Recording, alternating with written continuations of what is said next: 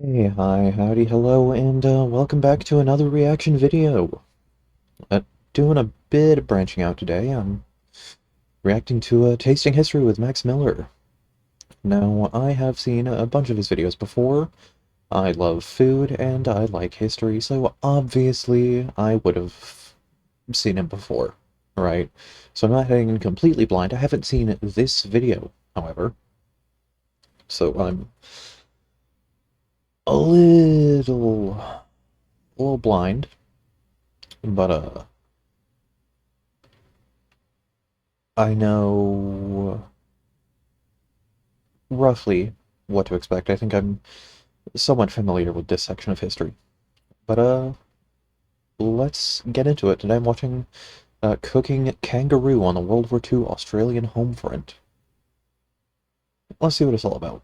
While the Australian military fought the Axis powers on the battlefront, the men and women on the home front were doing their bit, and it was a big bit. Because in addition to Yeah, that supplying the about checks American out. military in the Pacific with clothes, ammunition, and vehicles, they also provided 95% of their food in 1943.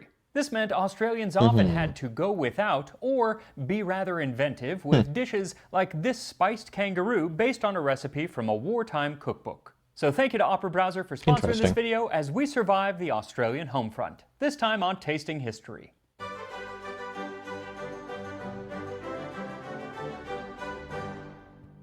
So before rationing started in 1942, Australians famously ate a lot of meat. The Pocket Guide to Australia, which was given to U.S. servicemen before they went down under, said Australians are great meat eaters.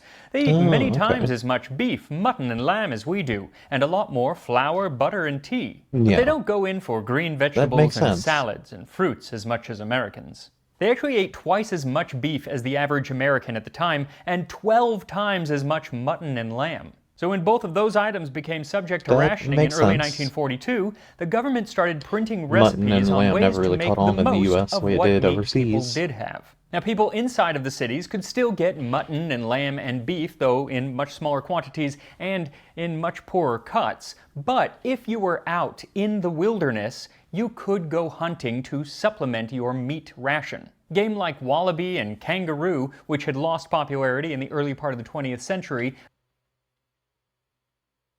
Let me do it for you. made a comeback for a while, at least in the countryside. You may think it's a gag, but you will get kangaroo steak or kangaroo tail soup in the outback, and especially if you go hunting yourself. They're supposed to be tasty. So I Oh, decided that since I thank you happen for to the have some input. kangaroo meat in the freezer, which one What the typically hell? does, that I would make a recipe using the 1943 planning meat ration You know, I meals, wish I but could end up instead in of a using situation beef where I or just have lamb, random I meat in would my use freezer. kangaroo steaks. Now this is definitely an experimental recipe because the recipe is probably not meant to use kangaroo meat since kangaroo is extremely lean. But there's a Yep, war on, and yeah. so you make do. So what the recipe You do in says fact do is that. method. Mix sugar, mustard, vinegar, and salt together and rub over meat with Okay, the that sounds back like of a a wooden pretty spoon. typical Place marinade. meat in a dish with bay leaves, cloves, and peppercorns. Leave for Yeah. 12 hours. Turn occasionally. Place meat with juices, herbs, etc., sliced carrots, onion, and parsley in a saucepan. Just cover with water and simmer for 2 to 3 hours. Serve hot with liquid thickened as gravy or cold with liquid thickened and served as cold sauce. If the oven is in use, cook the meat in a casserole 2.5 to 3 hours in a slow oven, 320 degrees Fahrenheit. An interesting recipe from an Okay, interesting okay. cookbook. And people are always asking me, where do It's I kind of find just like a all of pot these roast. old cookbooks? And usually It's the answer is online. So many have been digitized. And very often I'll have multiple like it's been a pretty constant thing across numerous cultures to just throw meat and veggies and whatever flavoring you have into a pot and just let it cook until it all comes together. It's a very simple, classic meal. Um, if you've somehow never had something like that, I encourage you to go try it. It's good and tasty. up on my screen at any one time, along with many tabs open for the research and the writing portion of my videos, so it tends to look a bit cluttered, which is why I really appreciate today's sponsor, Opera. The Opera browser makes browsing the internet very easy with a bunch of wonderful features. One of my favorite features It is does the do that, tab yeah. islands. See, I'm never working on just one video. I've always got 2 or 3 videos working at the same time in different parts of the process, and so I've got dozens of tabs open for each video, and it's an absolute mess. Well, with the tab islands, Opera lets me group all of the tabs for one video together and then name that tab and color code it to keep it separate from the others. Then, when I'm not working on that video, I can condense down all of those tabs into one to declutter my workspace. Now, the feature I use most of all, except for maybe the tab islands, is the split screen, which lets you have 2 or even 4 tabs open, so I can have my script open while I have a primary source open and a tab to do translations all at the same time. And since I love to listen to music as I work, it can connect to different music services like Tidal, Spotify, or YouTube Music. I also love the video pop-out feature, so I can watch a YouTube video in the corner or wherever I want on screen. So if you want to try out all of these wonderful features, then click the link in the description and you can download Opera Browser for yourself. Now, Yeah, I personally use Opera. It's very nice. I don't use the tab islands mentioned here because I barely ever have that many tabs open for long enough to really need them. But go check out Opera. Go use his link if you want. Go do the things. let us get to spicing some kangaroo. So for this recipe, what you'll need is 1 pound of kangaroo meat. You can also use brisket or flank because how many people actually have kangaroo at home? Then 1 teaspoon of sugar, and besides the meat, this is the only ration ingredient in the rest of the recipe, because everything else you can use as much as you want, but it does give specific quantities. 1 teaspoon of salt, 2 tablespoons apple cider vinegar, 1 teaspoon of mustard, 2 bay leaves, 1/4 teaspoon of cloves, a 1/2 teaspoon black pepper, 1 onion, 1 carrot, and 1 small bunch of parsley. So first, mix the sugar and salt together along with the mustard and the apple cider vinegar. You can also use wine vinegar for this. And then lay your meat in a dish and coat it with the marinade, making sure that it gets well covered Kangaroo on meat both is very sides. dark, Then add in the bay leaf, which you can break up, along with the pepper and the cloves, sprinkling the spices all over the meat. Then cover that and set it in the fridge for at least 12 hours. And once it is marinated, you can cut up your onion and chop the carrot, making sure to leave the peel on. There were numerous wartime notifications that went out saying don't waste your peels for potatoes and carrots, so just don't peel it. Then set those atop the meat along with the leaves of parsley. Just make sure you wash it. Then add just enough water to cover everything, set the lid on, and place it in the oven at 325 Fahrenheit, 160 Celsius to cook for a while. Now the recipe says 2.5 to 3 hours, and if you're using brisket, I'd say go right ahead. But with kangaroo, like 45 to 60 minutes is going to be more than enough. And even then, this is really not the best way to make kangaroo. The modern way to make kangaroo is just to like grill it and make it medium rare and you're done. But all of the older recipes that I saw that specifically called for cooking kangaroo, they're all boiled pretty much. They're either in a soup or jugged, just basically just boiled or simmered kangaroo. I imagine that's because of the gaminess. That's just how they made their meat. Now another interesting aspect of this recipe is the so-called gravy or cold sauce. But before we make that, I want to talk a little bit about what else they ate on the Australian home front. Is it history time? It is. 2 days after Germany invaded Poland, France and the United Kingdom declared war on Germany. That same day, September 3rd, 1939, Robert Menzies, Prime Minister of Australia, declared, "There is unity in the Empire ranks. One king, one flag, one cause. We stand with Britain." Before long, Australia was sending hundreds of thousands of men and women to fight in Europe, the Middle East, and North Africa. What they couldn't send much of was food. Originally, it was thought that they were going to supply Britain with food, but I will admit, I don't actually know all that much about Australia's participation in World War II, so this is all kind of new for me. 1, is really, really far away, and 2, there were a bunch of U-boats in the way, and so not that much food actually made it from Australia to Britain. Instead, it just kind of sat in warehouses, very often going bad. But early on, they had at least a lot of food to offer. But that was not going to last very long because by 1941, so many farm workers had joined the military that the production of food began to lag. And then on That also December makes 8th, sense. 1941, the country's participation in the war changed overnight when following Japanese attacks on both Pearl Scooting Harbor and then on the Australian troops in the British brushed territory of my Malaya, desk with my leg. Australia declared Sorry war if you on the heard that. Empire of Japan. A blue Now, while earpiece Japan on. was quickly taking over the islands of the South Pacific, it doesn't seem that they ever intended to or were capable of actually invading Australia itself. But the Australians didn't know that, so they were preparing for a possible invasion, especially following the fall of Singapore in 1942. When the Japanese took the city in February, the new Prime Minister, John Curtin, said, "The fall of Singapore opens the battle for Australia. The protection of this country is no longer that of a contribution to a world at war, but the resistance to an enemy threatening to invade our own shore. It is now work or fight, as we have never worked or fought before. On what we do now depends everything we may like to do when this bloody test has been survived." Fear of invasion only grew when on February 19th, only 3 days after the Prime Minister gave that speech, Japan sent 242 aircraft to bomb the city of Darwin, the largest attack ever mounted by a foreign power in Australia. These developments changed everything in Australia, and so very quickly they tried to regain the amount of food production that they had had back in 1939. Because not only did they have a lot of their own troops now coming back and fighting in the South Pacific, but they were about to play host to 150,000 to 250,000 American GIs. And with Japanese subs prowling the ocean, most of the food for those Americans would need to come from Australia rather than be shipped all the way from the US. So to meet this new surge in the need for food, there was a plan put in place, and two major prongs of that were, one, increase the actual supply of food, and two, to set in rationing. Now, the first way to increase production was to stop allowing rural workers to enter the military, which happened in May of 1942.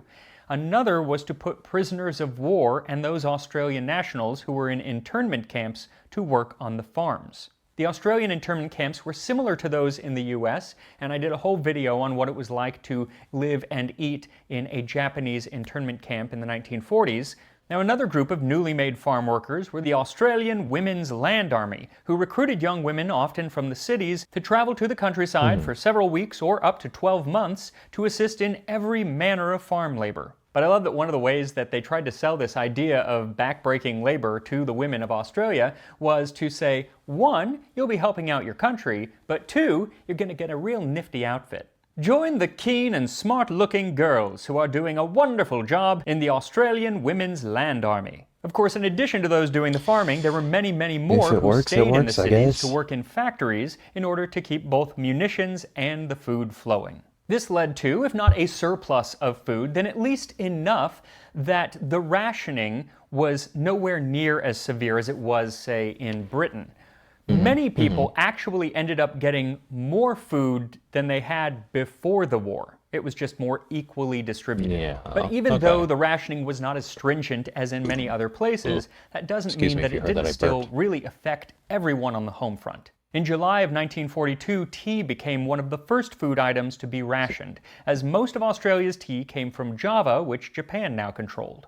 The ration allowed for each adult to have a half pound of tea every 5 weeks, enough to make about 3 cups per day, far less than the average Australian drank at the time. But complaints were such that after 5 months, the government reclassified tea as a necessity and upped the quantity to a half pound every 4 weeks. Can really feel Shortly after tea came the British sugar. roots now, of Australia. At first, many people actually thought that sugar wouldn't need to be rationed because Australia grew and processed a lot of its own sugar. Unfortunately, most of the fertilizer for growing the sugar actually came from the islands that were now controlled by Japan. So in August of 1942, it was rationed at 1 pound of sugar per week, about half the average consumption, though it was still double what those in the UK were getting at the time. Dairy items also became hard to find, especially butter, which was rationed in June of 1943. And butter was a huge part of the Australian diet at the time. Not only did they use it in cooking and baking, they also used it in almost every type of sandwich that they made. This led to Kraft, the then cheese company, to offer suggestions on how to make sandwiches without butter. Instead, they suggested using their processed cheese spread. The cheese and Worcestershire spread. What? To make cheese spread with grated apple and salt sandwiches, cheese spread with carrot and shredded cabbage sandwiches. I mean, apple and cheese isn't too strange.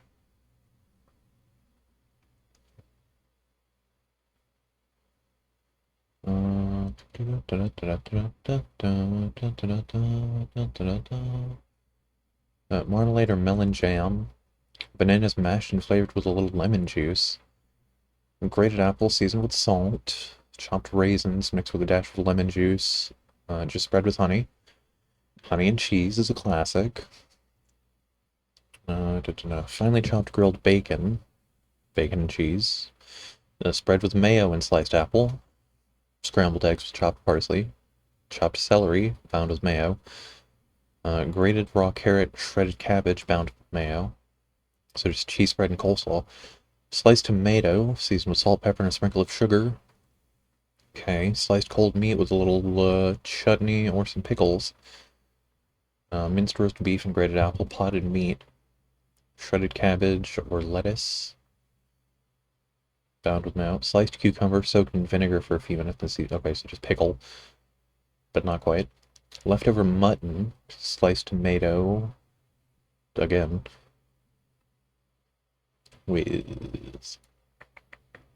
Yeah, okay. Different spread. Minced onions, shredded lettuce, leftover mutton mixed and minced with a little mint and lemon juice or mint sauce. That sounds kind of good. I'm not gonna lie. Cheese spread with Worcestershire sauce and tomato. Okay. Finely sliced onion, salt and pepper, cold leftover meat and tomato sauce. Just add tomato sauce. Finely chopped celery. Minced liver and bacon, mixed in equal quantities and bound with a little milk. Okay, no. Thinly sliced tomato. Tomato sauce sandwiches, and several sandwiches which paired the cheese Very spread interesting. with Bonox, a popular beef extract I was filled wondering with about that. vitamins. I actually wonder if that is Okay, so it's pronounced kinda like Bonox a- instead of Bonox. If like anyone a is on Australia and beef they still bouillon eat kinda that, let me situation? know, because I couldn't actually find anyone saying the word. That said, when it comes to Australian Does the brand extracts, still I exist don't think today? of Bonox or Is the Bonox, question. Bonox. What I do think of is the vitamin B-filled yeast extract Vegemite. Though according to their Yep. own ads at the time, Vegemite fights for the men up north. That is, most of the country's Vegemite was actually going to feed the troops, and so they asked the public, if Interesting. you are tough, husky, and bursting with health, remember there are many people who need Vegemite more than you do. If you are one of those who doesn't need Vegemite medicinally, then thousands of invalids and babies are asking you to deny yourself of it for the time being.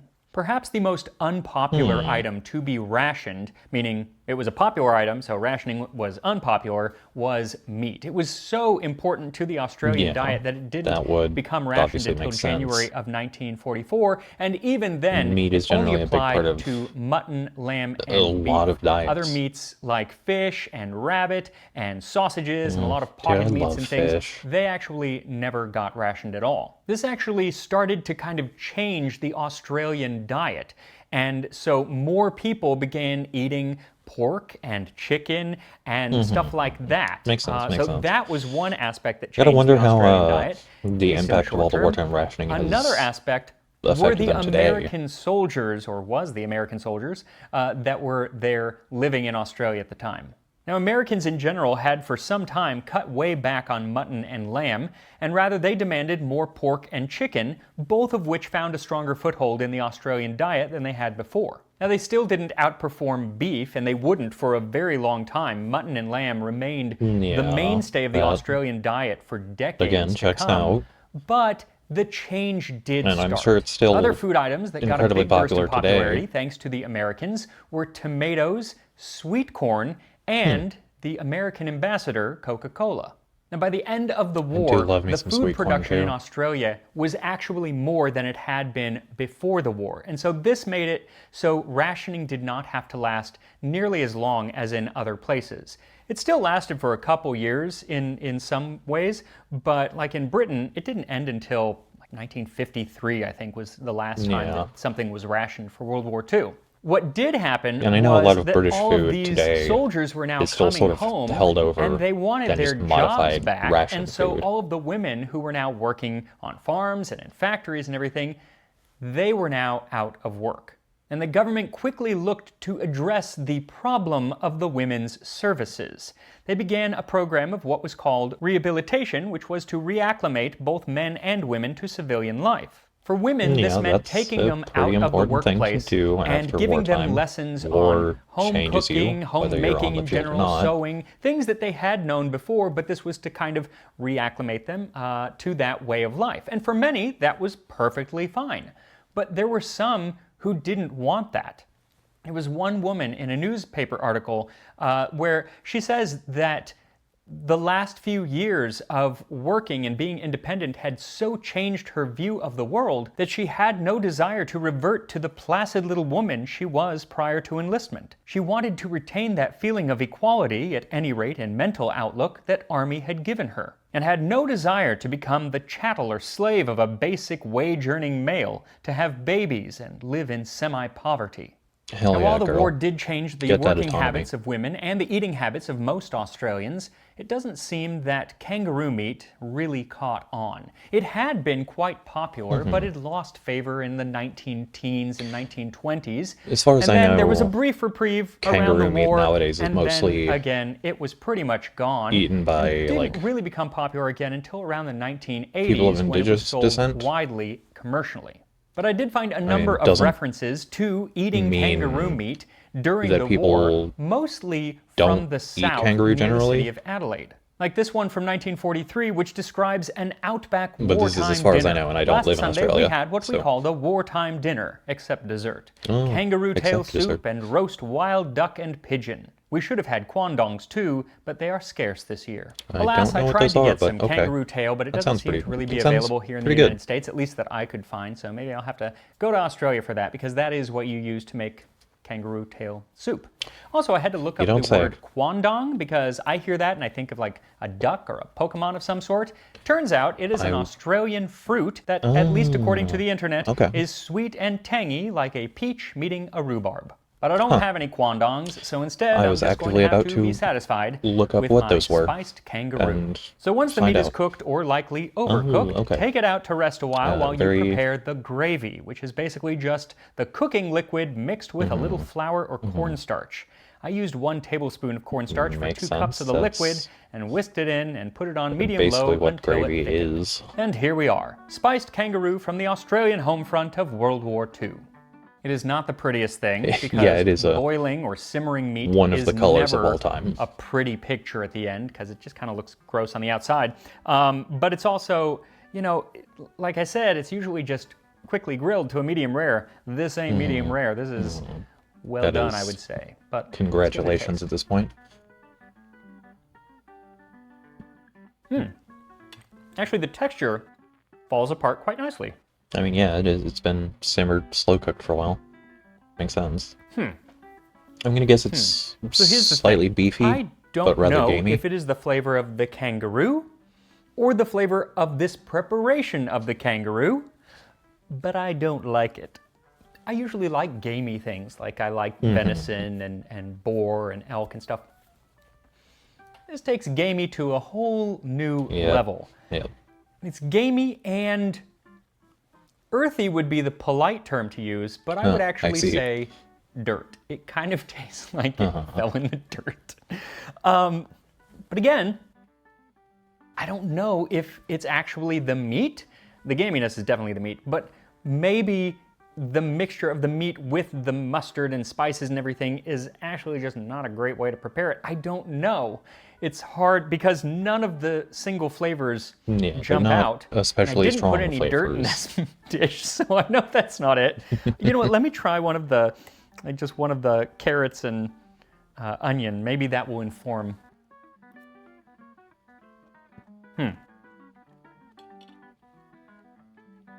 So, yeah, it might be that mixture of spices just does not really work. I don't know. It's not my favorite thing. I guess you gotta make another Definitely not my favorite another thing. kangaroo dish and What find I out, should Max. do, and I think I still have some kangaroo in the freezer. I should defrost it Ugh. and try It just just- like grilling a piece and just having It's it so plain off-putting to get a just better idea of what that immediately. tastes like. So maybe I'll do that, make a short of it or something. I don't know. Not the best way to make kangaroo, I can promise you that. But again, not the best way to make pretty much any food. Boiling meat. It's just not my favorite thing. And yet, historically, generally, I would it's agree with that. so common. I think last week's video was probably boiled meat as well. It's a That's simple, part of the fun easy here way on to Tasting History. meat. It is not about liking the food. It is about trying the food. So try some kangaroo if you ever get a chance, preferably cooked in a different way. And I will see you next time on Tasting History. Very interesting. That about lines up with what I expected. Oh yeah, scrap mechanic. Finally got a update after years of silence. Months of silence, really. Okay. Did he ever make a short cooking the kangaroo tail? If you've made it this far and you have recommendations for other things I should watch, please mention them down below. What is that? Okay. I guess that might be the next video. When I was coming to choose what video to watch from him, it was either the tomato soup cake, the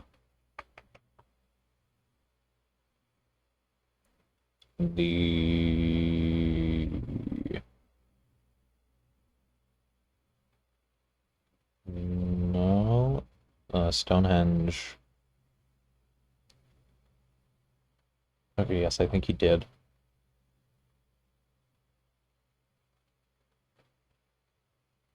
Yeah, okay. Anyway. This is... What kind of food did they serve in medieval taverns? Well, one popular dish was a stew like this 15th century recipe for bocanade. Now, there were lots of different levels. Wait a minute.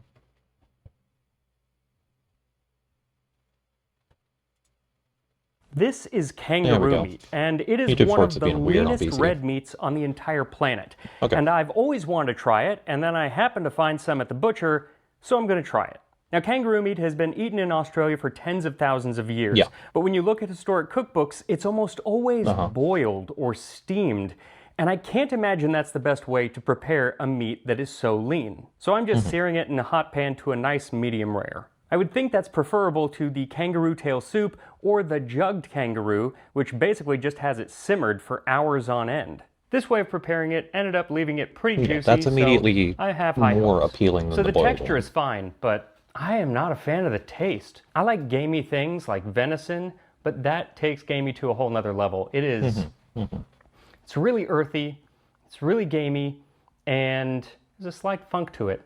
Yeah, not a big fan. Maybe if I ever get to Australia, I can go to a restaurant where they specialize in kangaroo and they can change my mind. Until then, no more kangaroo. Yeah, I'd imagine you'd have to marinate it in something acidic. Or serve it with some very, like, strong flavors to sort of cut through the gaminess. But, yeah. Anyway, this has been me branching out, reacting to something new. I hope you all enjoyed.